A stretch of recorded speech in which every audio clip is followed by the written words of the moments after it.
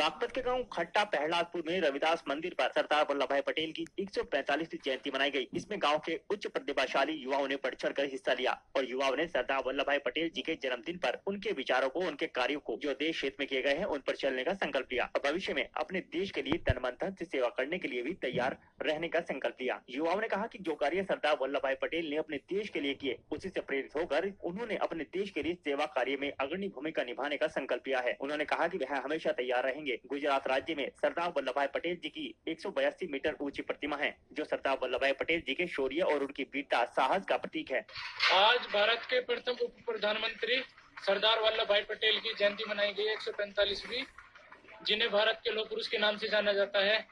इन्होंने पूरे भारत को एक किया। अखंड भारत इनका सपना था, जो कि अब वर्तमान में प्रधान नरेंद्र मोदी जी ने किया है।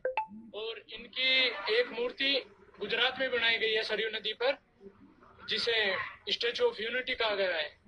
और सरदार वल्लभ भाई पटेल के बारे में कहा जाता है कि ये एक विख्यात शख्सियत थे, जिन्होंने भारत को एक करने के लिए बहुत ही बड़े बड़े कार्य किए। इनके बारे में ये कहा जाता है कि ये ऐसे पुरुष थे कि जिस कार्य के लिए ये संकल्प लेते थे, उस कार्य को पूरा करके ही मानते थे। इनकी ओजस्वी वाणी ऐसी थी कि जिसके समक्ष ये अपने आप प्रस्ताव या कुछ बात लेके जाते थे, तो सामने वाले पे मना नहीं हुआ करती थी कि। और उत्तर प्रदेश का मैं निवासी हूँ और आज हमने जो स्वतंत्रता सेनानी के रूप में अपनी एक महान शिक्षक के रूप में हम जो जानते हैं, और उनका जन्म दिवस है 145वां, जिनका नाम है सरदार वल्लभ भाई पटेल।